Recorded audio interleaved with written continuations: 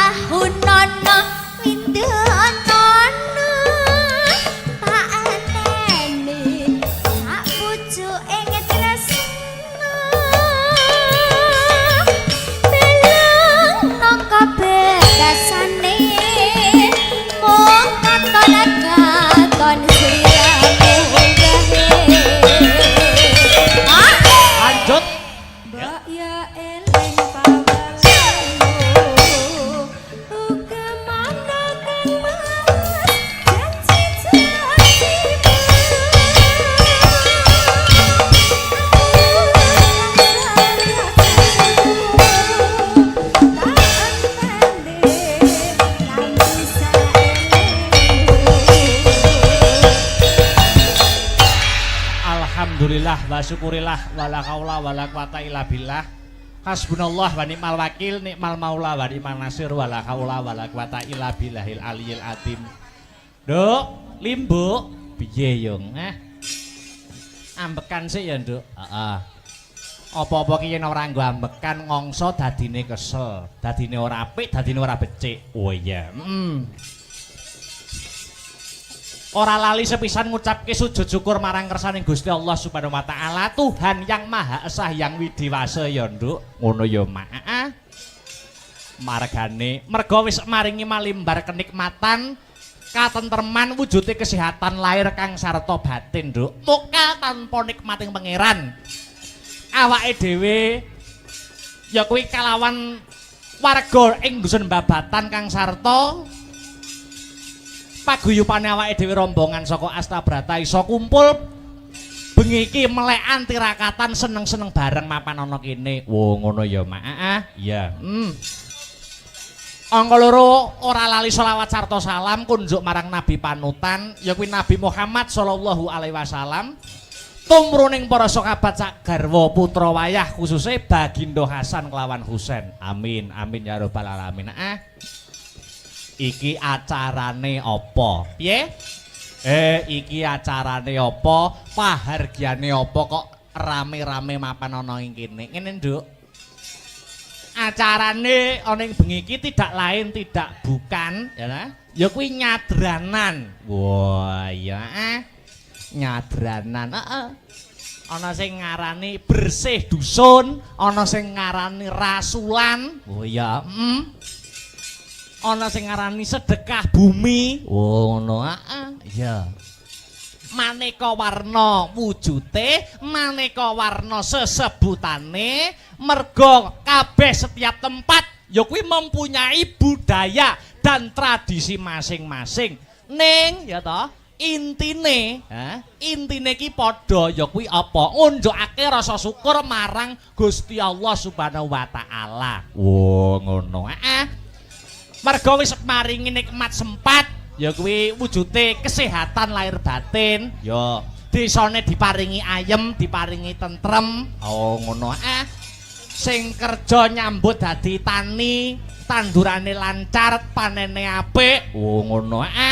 Iki syukur, wujude syukur para warga masyarakat bareng-bareng ngunjukake syukur marang Gusti Allah Subhanahu wa taala. Eleke apa? Oh ngono ya, Mak.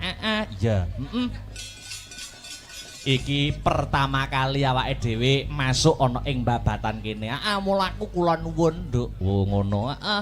Marang danyang-danyang kene. Wis ya. Danyangi apa? Danyangi sing donyang. Oh ngono. Oh, awake dhewe sowan komplit sak kanca Astabrata Group cedhak omah iki. Cedhak omah, Nduk. Lah iya, awake dhewe nggur mas trip kono kene kono ora ana setengah jam. Lah iya. Senadyan iki peraturan surat edaran tentang hiburan wayang kulit isih durung resmi mak tekse durung entuk izin sewengi iki engko isih setengah malam nenging awake dhewe ya patut bersyukur awake dhewe ya patut mengacungi jempol ya mak bersyukur wajib Nduk ngacungi jempol marang warga masyarakat kang mapan ana ing Babatan kene ngono masalahe di tengah-tengah iki urung antuk keputusan izin ya tentang hiburan sing seperti sedia kala ning awake dhewe warga Babatan khususnya isih diparingi kesempatan nggo nglanjutke tradisi ya kuwi tradisi nyadranan. Ngono. Mergo tahun-tahun yang lalu ya kuwi terhalang penyakit pagebluk COVID-19 atau corona. Ngono. Sithik mboko sithik, step by step, Nduk. Ora masalah, ora masalah. Wah iya. Iya, Mak. Nanging ngambak iki mengko ora sewengi, ambak awake dhewe uga lagi pertama kali ngambak ing dusun Babatan kene. Nanging tak akoni antusias perwarga masyarakat kang mapan ning Babatan kene patut diacungi jempol kok, Nduk. Ngono ya, Mak. Penontonnya kebak luar biasa, hebat wiwit sore mau. Ngono. iki membuktikan membuktikan bahwa penonton khususnya ning babatan ki ora mung penonton hiburan, ora mung penonton wayang, ning uga pengamat wayang. Oh iya mak iya. Sanggite dirungokke, sabete digatekke. Heeh.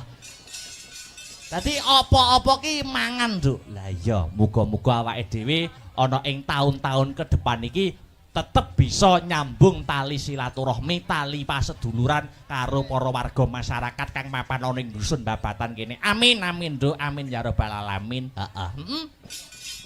Wah, luar biasa. Matur nuwun dumateng para panitia sumrambahipun para warga kang mapan wonten ing babatan dene wis maringi kapitayan kepercayaan kanggo awake dhewe sakonco ketiban sampur gelar kelir gantung gong mapan ana ing kene. Oh ngono ya Mak.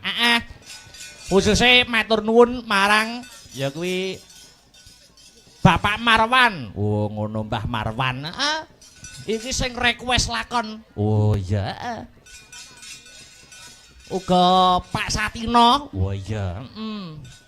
Luar biasa. Lan sedaya panitia ingkang boten saged kula sebataken setunggal mbaka setunggal intinipun kula matur nuwun. Amin amin ya rabbal alamin. Luar biasa, Nduk. Heeh.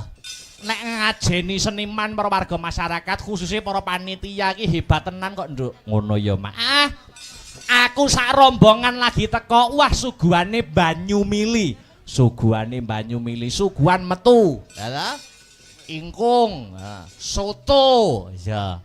Banyu mili, Nduk. Bareng aku ning guri, bareng aku ning jeding. Lah kok jedinge ora enek ciduke. Ya. Lah terus tak celupne ngono ya, Mas. Ya. Iya, alhamdulillah, alhamdulillah. Luar biasa, luar biasa. Iki uga titipan saka panitia. Heeh, piye? Iki mau ora ana sambutan, ora ana kata sepatah kata dua patah kata mergo menghemat waktu, mergo ora sungi. Ya, mula saka panitia aku mewakili, aku dikon ngandharake, aku dikon menggarisbawahi bahwa pagelaran malam hari ini panitia mengucapkan terima kasih kepada seluruh warga masyarakat kang mapan ana ing dusun babatan awet sengkut gumergut gotong royonge. Wo ngono urunan ya ta perjo bareng ya nglumpuk bareng. Oh iya ya didongake ana ing acara kene nyadran kene didongakne nduk nok anakku limbuk muga-muga bubar rampung acara nyadranan ana ing babatan kene muga-muga babatan kene dadiya ya dusun sing baldatun thayyibatun warapun ghafur ayem tentrem gemah ripah karta tata raharja murah sandang kelawan pangan adoh saka bencana alam para warga masyarakate pinyaringan rejeki ingkang kathah melimpah tur kebak marang barokah Allahumma amin. Wah ya wah luar biasa iki bersih dusun nyadranan kang mapan ana ing babatan kene iki menggambarkan nasionalisme, nek ku ngarane siji nasionalisme, loro gotong royong. Kok iso biyung ngandhakake kaya ngono? Mergo apa? Mergo bersih dusune babatan ki bareng ya kuwi kang mapan ana ing bulan Juni iki bulane Bung Karno. Oh, ngono. Dadi adanya bersih desa ki semangat nasionalisme. Wah, ya beda agama ora aja nganti padu, beda panemu aja nganti satru. Wah iya, beda pilihan aja nganti gontok-gontokan. Iya Mak, iya ngestokake dawuhmu. Iki ngepasi bulan Juni bulane Bung Karno, ya toh? Dadi temane nasionalisme. Ana ing bersih desa kene, bersih dusun kene. Sadurunge ngunggahke sang bintang tamu, ngaturke sak tembang sing mares sing gumiak. Kanggo membangkitkan jiwa-jiwa nasionalisme, patriotisme. Apa kuwi 4 pilar. Wah iya. Pelok-pelok. Ya kuwi 4 pilar. Ya kuwi Pancasila, Bhinneka Tunggal Ika, NKRI karo Undang-Undang Dasar 1945 bukone buka bonang. Oh ya. Oh ya anggitane almarhum Maestro Pedalangan Ki Haji Mantep Sudarsono. Wah iya. 4 pilar. Monggo dadoske kanggo membangkitkan rasa nasionalisme warga dusun Babatan. Monggo dados. Yo.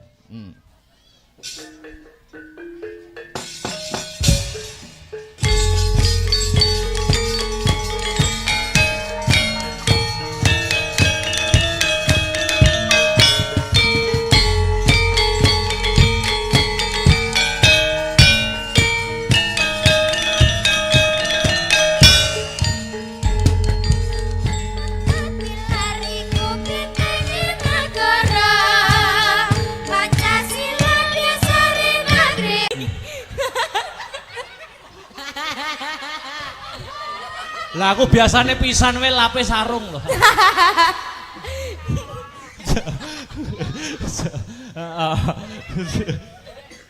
Njaluk apa? Candi Sewu suwengi kudu dadi Bandung. Mangkono.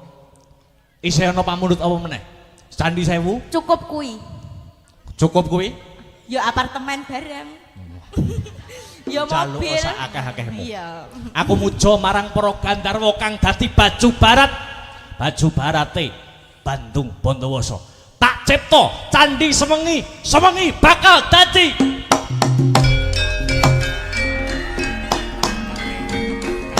tak angape.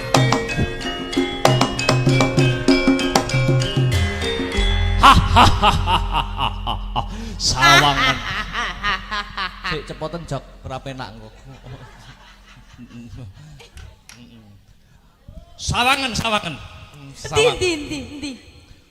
1 2 3 10 100 1000 5000. Akeh men wis sing anak-anakan candi kuwi. 100 200 ya toh 900. Lah. Iki yo candi. Piye wis tak sembadani kabeh. Hitungan.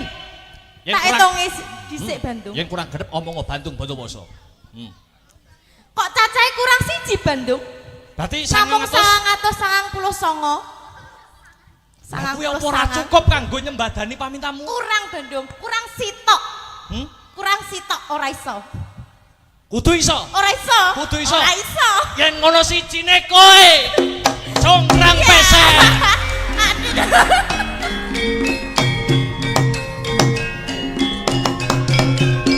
Oke. Suwun Pak nggih. Pun iki Pak. Pun iki Pak nggih. Oh nggih diangkat tok. Jenengan mawon Pak. Sing nembang. Berat. Lara jograng kowe pancen ayu tenan.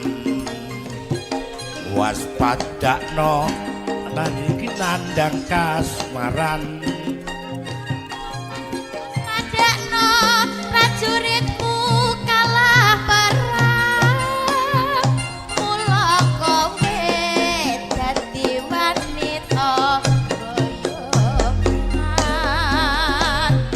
Jaka Bandung kowe aja malu. Parang iki kanggo durung rampung.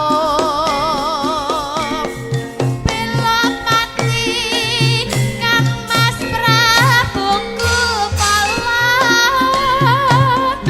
Kang wis sedo labuh ing wana segara. Tobat kowe wanita keparat. Ora ngerti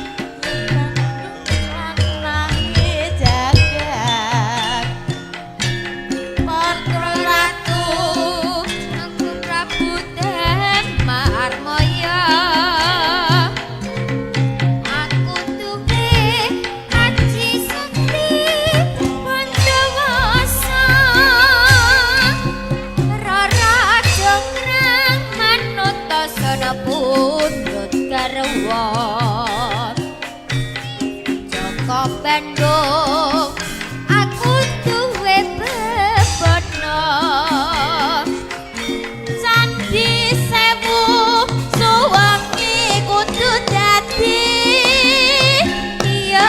jonggrang panyuwunmu tak Asik. turuti. Joget wae Mas. Joget wae.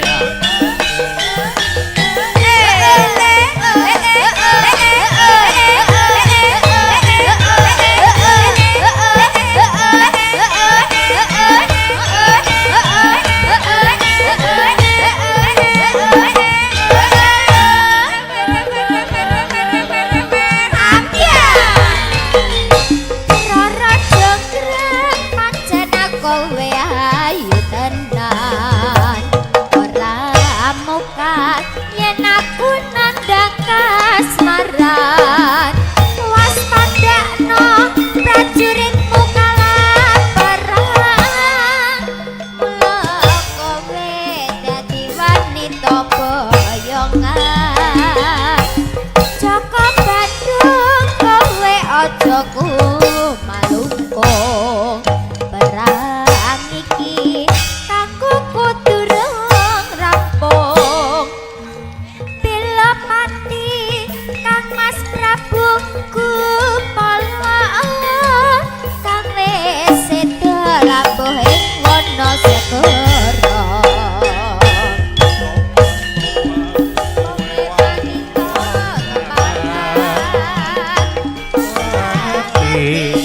Bandung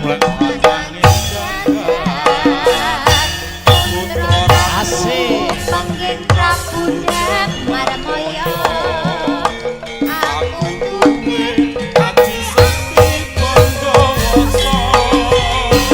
ora jonggrang manut Joko Bandung aku duwe bebono Candi Sewu sawengi kudu dadi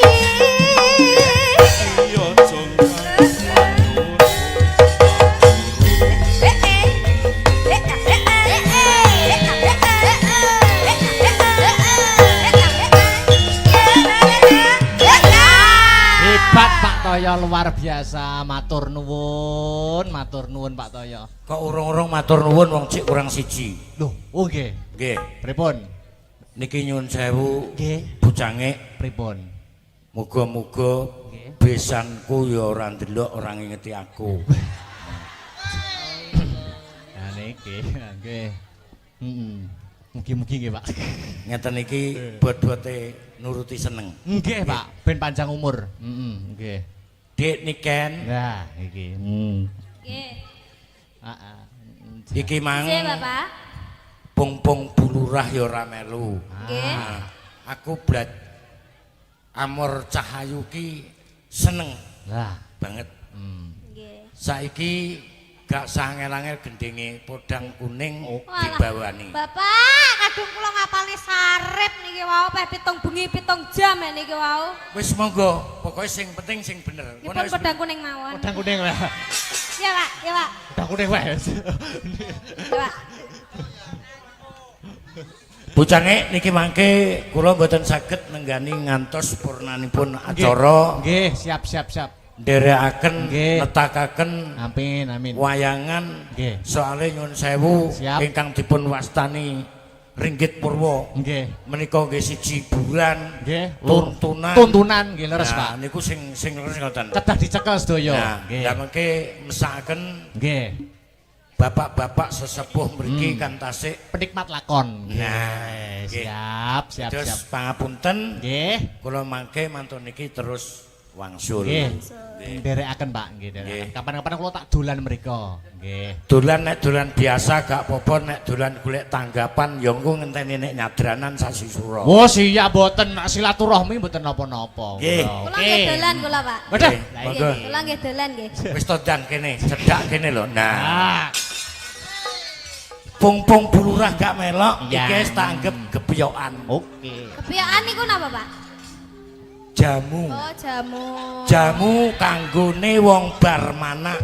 Ah, Lah tapi niki live streaming lah, Pak. Menawa bulurah mengke ndelok to, Pak, ndelok teng YouTube. Loh, Pak Lurah ngono lho. Tekan griyan jenengan pun dikancing. Gak apa-apa, Nduk. Ya serak pengindang.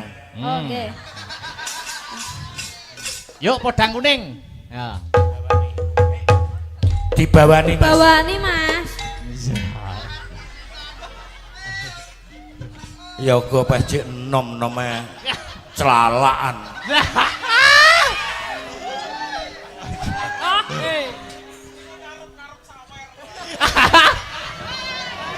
Ngarep-ngarep sawer, piye wi mau sapa sing ngomong kuwi mau sapa? Wes ayo sayang. Nggih. Ayo. Wong nyayang-nyayang untune wis rompal nih. Nadyan wujud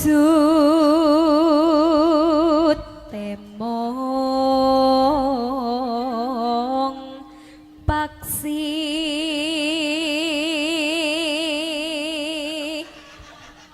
aturan Pak nggih lir-lir nggih Ngenutne suwantene jenengan Mbak Niken.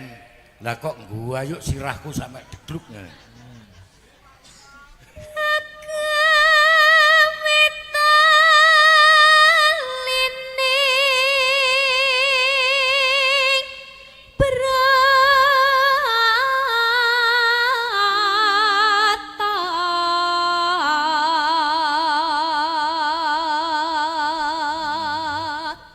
Ngono ae rada rene to.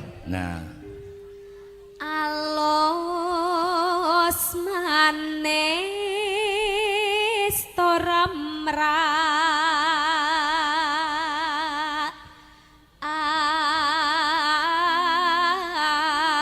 ate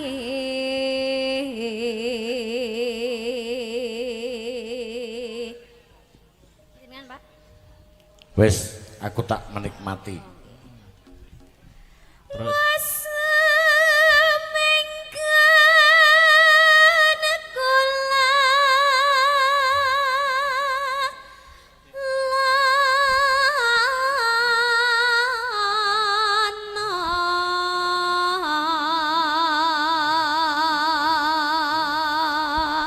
Pak Lurah niki saking Mbah Mo Kaliula.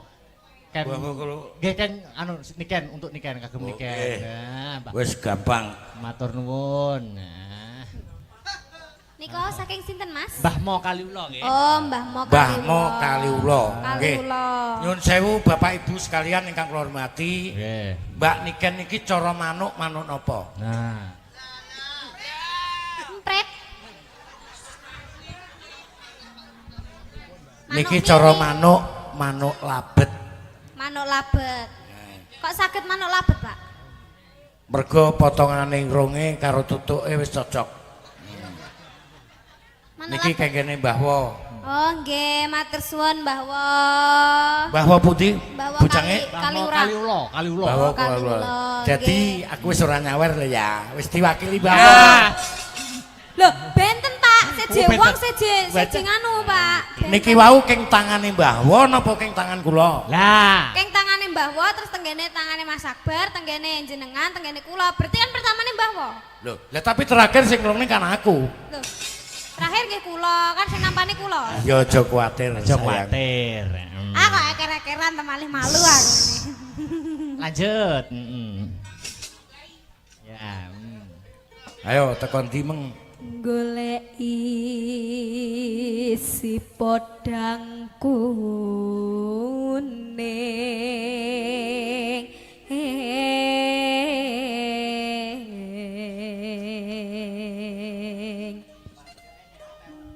ipo bunga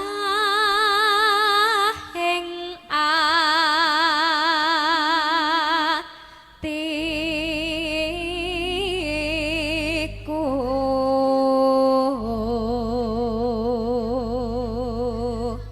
Gending podang kuning kawula aturaken dumateng khusus warga masyarakat dusun Babatan, mugi-mugi saged ngeyem-ngeyem ati panjenengan Pak Bu nggih.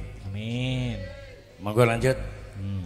nyanding bisa dadi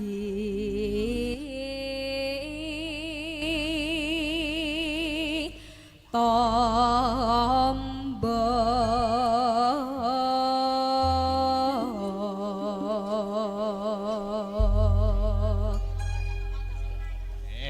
Yuk, podang kuning buka celuk. esuk awan ning omah wis ora krasan kaluyuran goleki sing tak sayang mobeng miterang gon kok ngiteri ora krasa esok awan bengi eman yen nganteni nyayang kleyang tak sawang amen slok ning apa kekancangan tariki saka katongan sarawing ngoceh dheweke male becok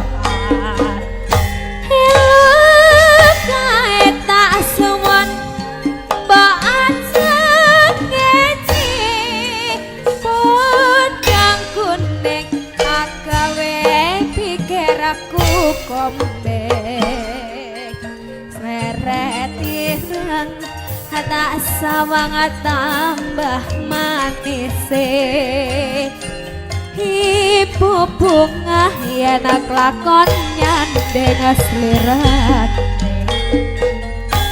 ora bakal atiku kakiwang liyan yen si podang andudot hati kepranan nuramanduh hatiku san saya tatra tak seranani sana pikat puluh tebet ayo pak asik joget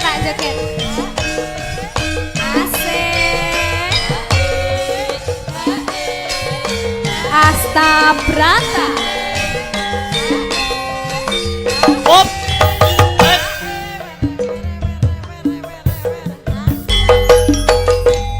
esuk awane ngom wis ora krasa yoran aku lek sing sayang mobang miterang gon kok ngiteri sarawing oceh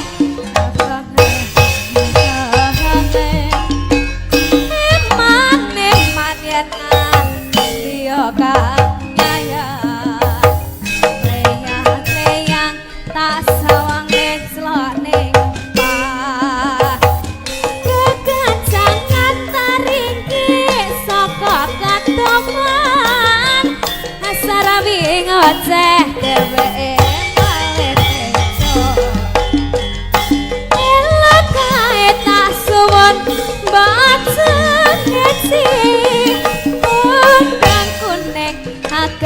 pikir aku kombe seret tirang asa wae tambah manis ibu bunga ya ada kakon hati ora bakal atiku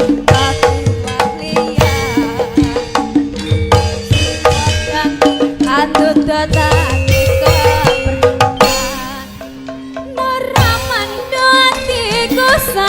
saya tadro tasran hangis sana pikat puluh tebet. Oke, terima kasih. Matur suwun Bapak. Ojo lali panjake. Cicak cilik bareng nyapa melu-melu. bahwa mengkan mek loro Nggih. lah aku Jenengan dihitung 4 kali lipatnya gitu loh Pak. Nggih. 1 2 2 3 3 selesai hitungan cukup 3 Wah, Kasih ya Pak nggih. Nggih, matur matur nuwun. suwun. Lemah Nggih, teles mugi Gusti Allah sing panjang bales, umur. matur Nggih, nuwun. lemah teles.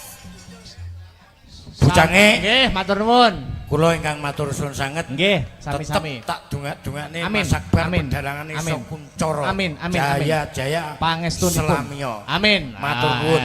Ayo, Duk. Neruske lakon. Heeh, pelok. Heeh. Aja nganti kelangan ngeng ya, Nduk. Ya. Muga-muga iki cawise saji marang bendarane dhewe. Ayo yung tak derekke. Buku sing tupa ngambara mangambar selaning krana